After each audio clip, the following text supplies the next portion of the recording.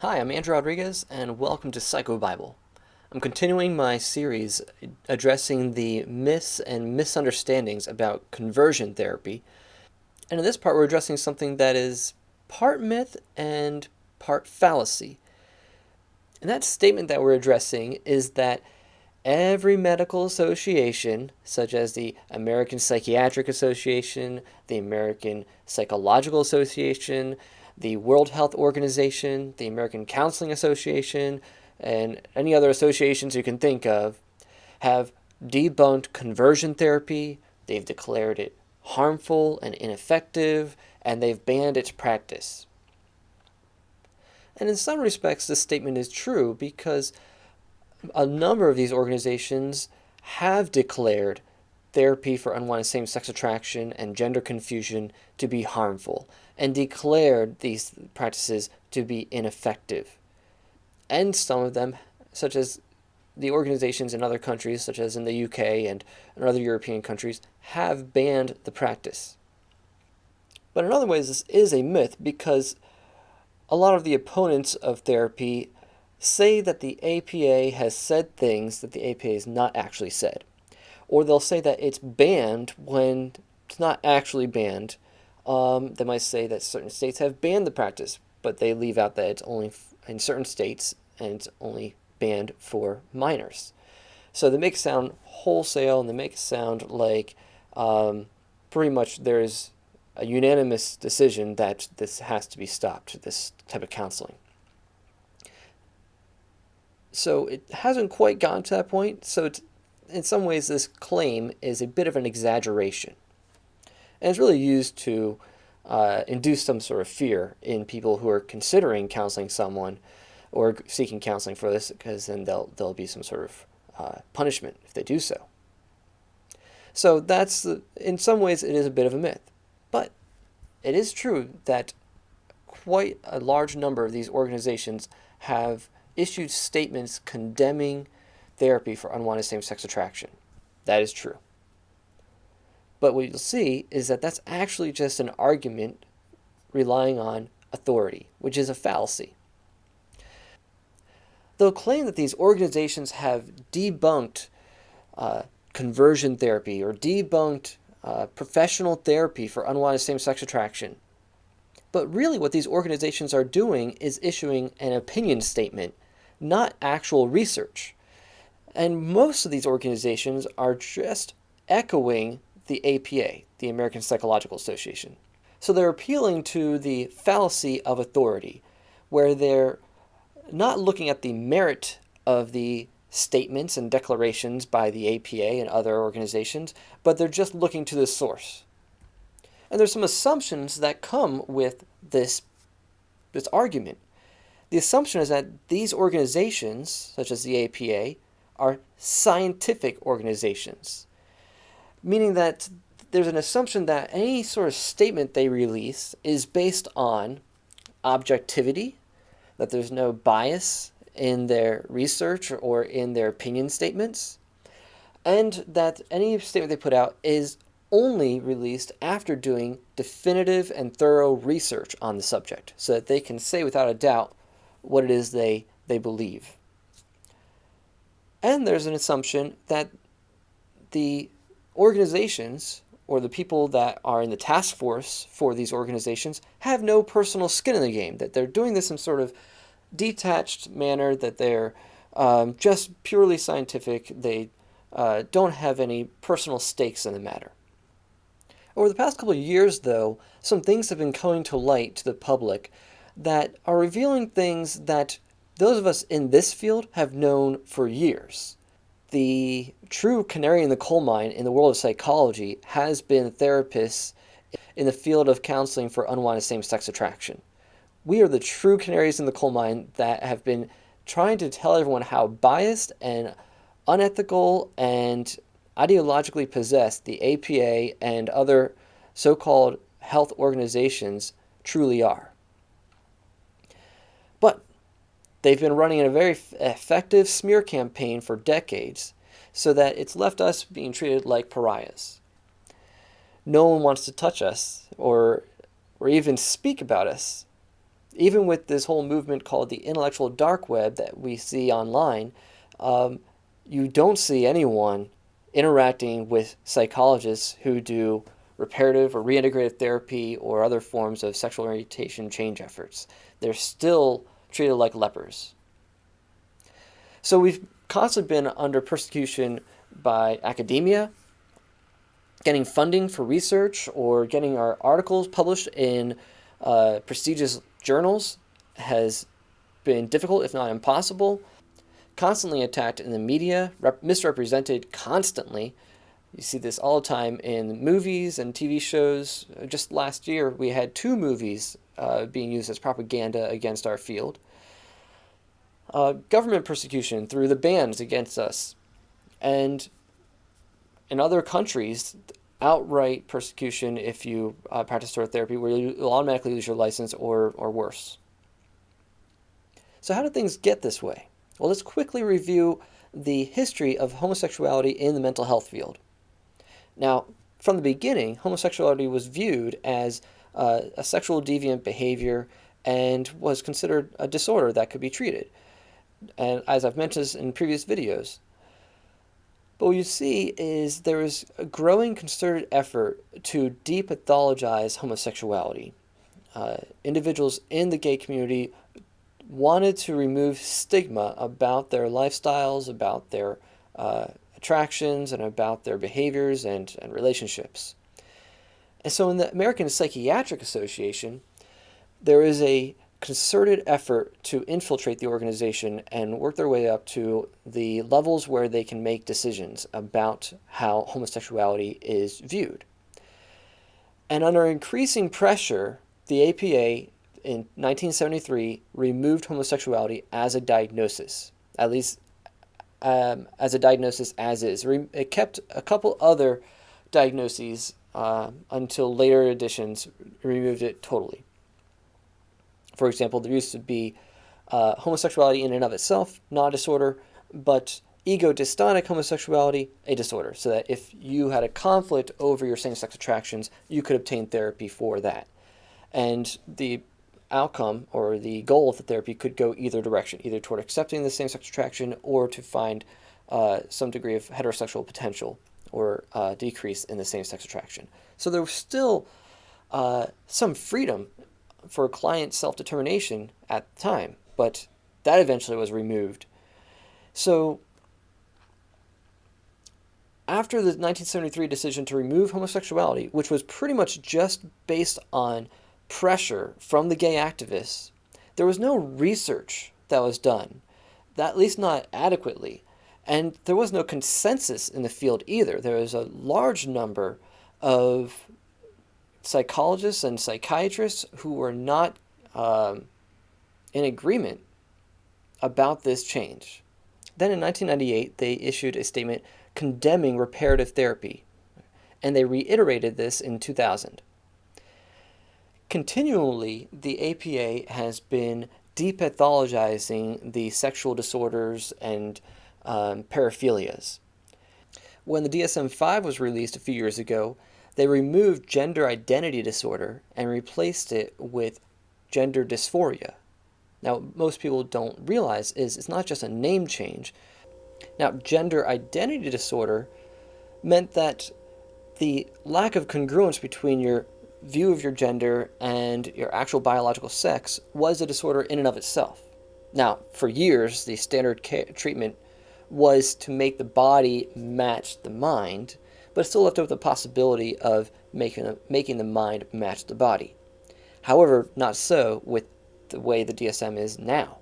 Now you have gender dysphoria, which means that the lack of congruence between your body and your mind is not a disorder in and of itself. Only the distress that's caused by that. So if someone views themselves as transgender but they experience no distress, that's not a disorder. It's only a disorder if they experience distress, and now it's to relieve that distress by removing the stigma about it and coming to accept and reaffirm your gender identity. So that's just one aspect in which they're removing more and more of the disorders about sexuality and the different paraphilias. They're all going to become more considered variations, healthy and normal variations of human sexuality. Now, within the APA, the American Psychological Association, side note, for organizations that are supposed to be composed of people who are really smart, you would think they would have chosen names that don't have the same acronym. So you got the American Psychological Association and the American Psychiatric Association. The American Psychological Association is typically considered the big APA. In 1975, the APA issued a position statement that required their members to be active in fighting against stigma and homophobia. So in 2000, the American Psychological Association released a statement about some of their concerns regarding reparative therapy, but didn't outright ban it or condemn it. So they created a task force to do more research on sexual orientation change efforts, to really come up definitively if there is validity to their concerns about the effectiveness and risk of doing this type of therapy. So in 2009, they released their task force report.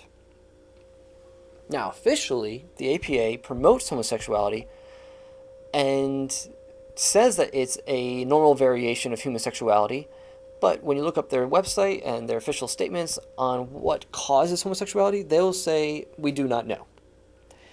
And they pretty much leave it at that, because it used to be that they emphasized the biological factors or contributing factors or cause, but now they stepped away from that so much because of the research showing actually evidence against that they now say we don't really know what causes homosexuality, and there's no known single factor or set of factors to cause same-sex attraction. And that's pretty much where they're at with that. They will admit their own ignorance and the lack of research to really have a definitive position on the cause of homosexuality, but that won't stop them from making a philosophical statement about homosexuality that it is normal and good and positive. Now, don't just take my word for it. I'm going to play some clips from Dr. Nicholas Cummings, a former president of the APA, and for 20 years he ran the mental health counseling side of Kaiser Permanente in California. And by his own testimony, he had treated at Kaiser hundreds of people with same-sex attraction. Now, with different therapeutic goals. Some wanted to experience gay affirmative therapy, and some wanted to explore the potential for change. And so he offered both approaches, and he's become an advocate for just freedom and the rights of client self-determination. He's written a couple of books that really exposed the bias in the field. Destructive Trends in Mental Health, The Well-Intentioned Path to Harm in 2005, and then Psychology's War on Religion in 2009. The first time it came up, and I was a member of Council, this would have been 1975, because I remember that's when I made the resolution. In that era, the Leona Tyler principle was paramount, that the APA would never take a position publicly that wasn't supported by scientific evidence, that it had to be scientifically demonstrated. And we abided, the presidents in my era abided by the Leona Tyler principle. All of a sudden, things began to change as things became more political than scientific. The Leona Tyler principle, which was never withdrawn, disappeared. In fact, you can't even find it in the annals of the APA. If I didn't have it, it wouldn't exist as far as they're concerned. But no, I had no idea, none of us had any idea that we were talking about open dialogue, research, unbiased, and the gay rights movement in those days didn't have the kind of militancy it has now. I mean, now it's all or none. In the early years, it was more like, let's see what's happening. It started changing pretty drastically by the late 1980s. By the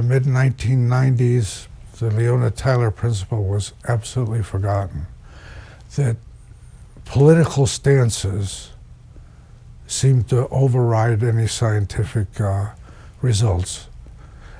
Cherry-picking results became the mode, and the gay rights movement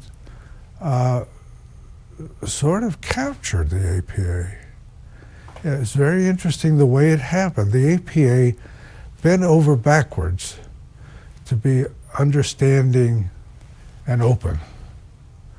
And it's understanding that it left an open door for people to rush in and use it for other than scientific purposes, for political purposes.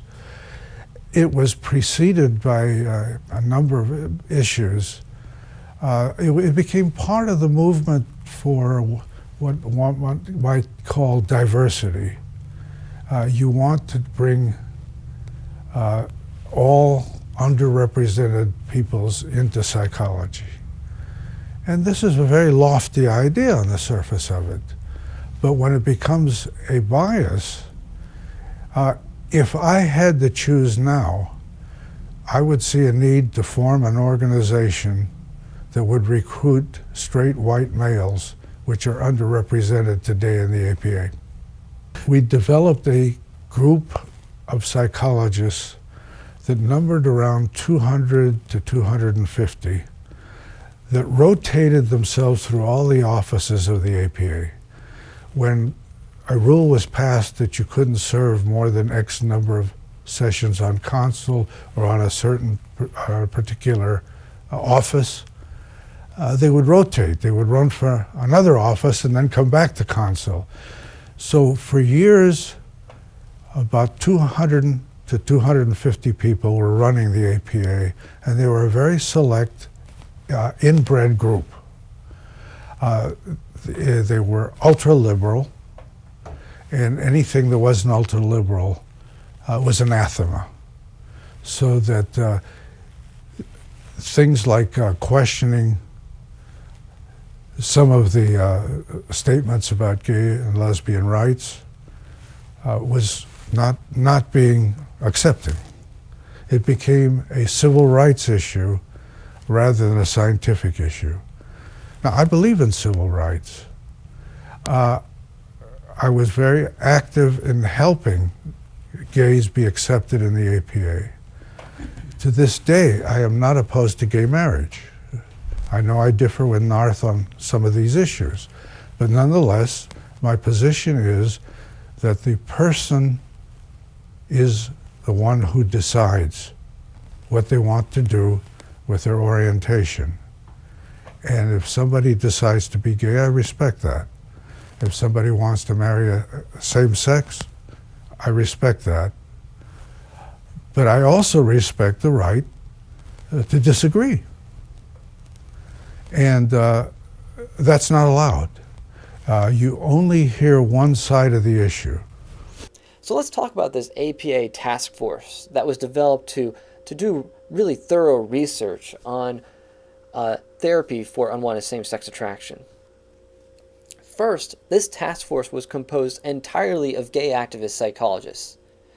And they've already stated that they were opposed to sexual orientation change efforts and reparative therapy, so their bias was already out there in the open. Not to mention, as gay therapists themselves, or gay psychologists, they do have a skin in the game. They could very well be coming from the position that, hey, change didn't work for me, or they didn't feel a need to pursue change, or are repulsed by the idea of trying to change their sexuality, that they are offended by the very idea of therapy for this issue. Now, there are several psychologists who work with people with unwanted same-sex attraction that applied to be part of this task force, such as Dean Bird, Joseph Nicolosi, even very nominal Mark Yarhouse, as well as George Riekers, and all of them were denied.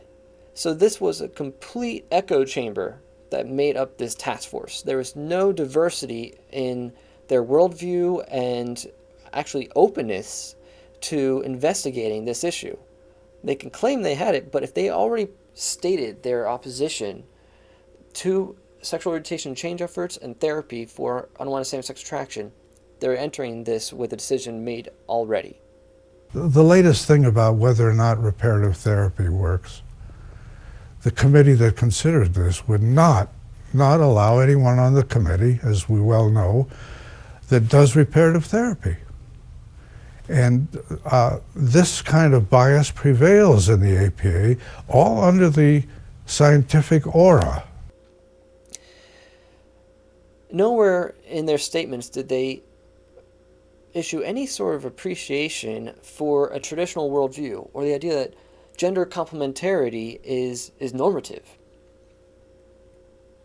They showed no interest in the causes of homosexuality. They already had their position that it's normal, so why bother investigating causes?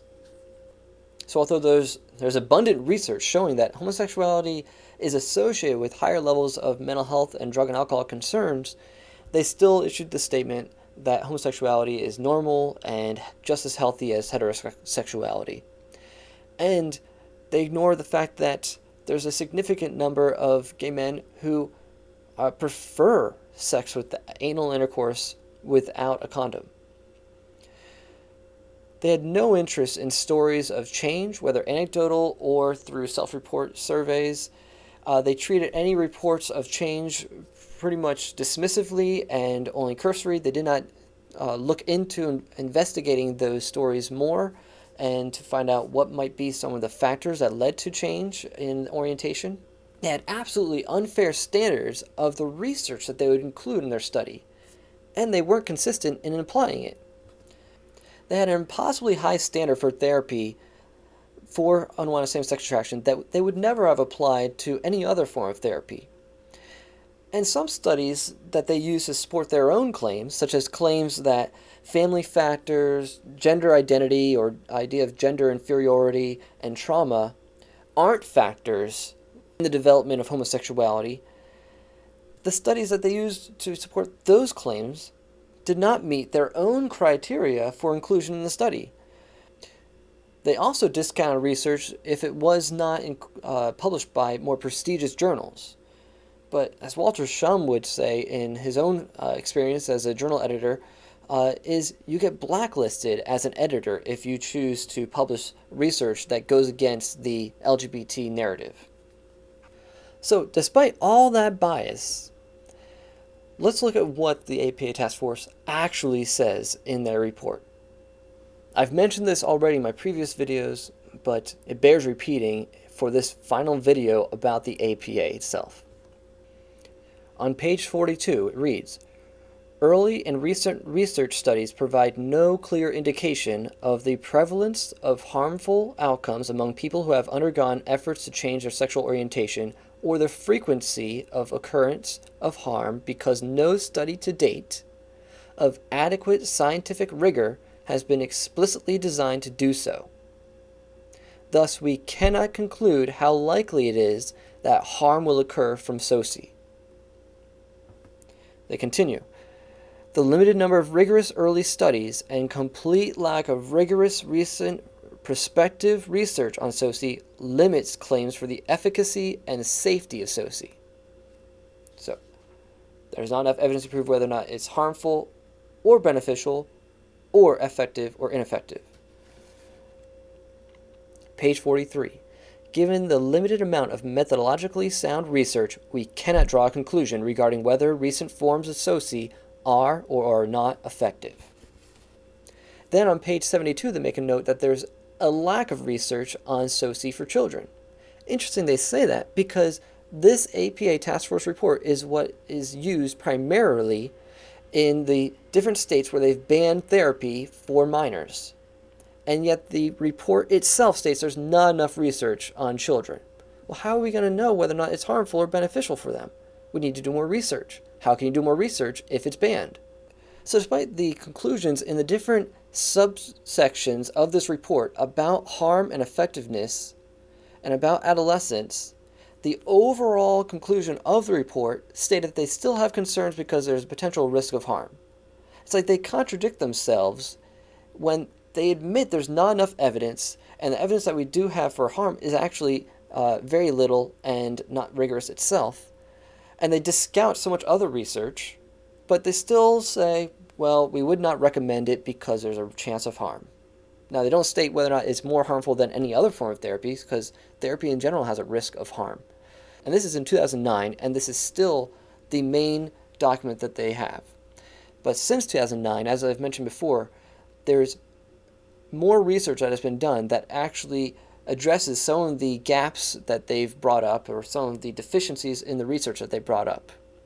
So I will actually probably do some more videos just about some of those individual reports and studies to help show that there is more research that actually shows the effectiveness of professional ethical therapy. So like I said, reparative therapists, therapists who treat people of unwanted same-sex attraction, we've been the true canaries in the coal mine about how ideologically corrupt the APA is. You could hardly call it a scientific organization. It's really more of a professional guild. And at this point, they've become so much an echo chamber that they really have no intellectual or viewpoint diversity within the organization at all. So we see that there's no viewpoint diversity, there's no free inquiry. Just look at Robert Spitzer, who was instrumental in removing homosexuality from the DSM, but when he thought, maybe I should investigate these claims of people who said they've had a change in their orientation, he experienced such great backlash that he had to issue a report sort of discounting his own research. He couldn't say that it was invalid, but he tried to say, this doesn't change anything about what I actually think or what I believe, and I wouldn't recommend this therapy, so he had to sort of backtrack what the research was concluding, because there's no free inquiry. Just a couple years ago, there was a psychologist at Bath Spa University who wanted to look into the reports of people desisting in their transgender identity, or those who had regret after having sex change surgeries. And the university would not allow him to do that sort of research because it might offend people. Psychology has pretty much, in a secular society, become our religion. We look to them sort of like in the old days, we would look to the church for our values and our morals, our instructions about how to live. And as we become more postmodern, then the psychology world is based less on science, less on true research, and more on just not offending the marginalized and promoting anything that common sense would tell us is not healthy. This really all came to light last year in 2018 when they issued their guidelines for the treatment of males. And it became quite evident that they view basic masculinity, just traditional historical views of masculinity, to be harmful and must be sort of counseled out of the clients. You were just talking before we came in from the break here about the new, is it the APA guidelines for raising boys? Yes, okay. No, it's for engaging in therapy with them, but yes, it's for raising them. American Psychological Association guidelines for the treatment of men and boys, psychological treatment of men and boys. Oh yeah, it reads like a bloody social justice warrior manifesto. Yeah. It really does. I mean, the language is just unbelievable. So in the first few pages of the guidelines, so this is the professional body that governs psychologists, which makes it really pernicious, these guidelines, because it opens up the specter that if you don't follow them, that you could be gone after by your college for not adhering to proper standard of care, which I think is probably lurking in the background of these conniving ideologues. So, I mean, here's what they start with definitions, for example. This is in the first couple of pages.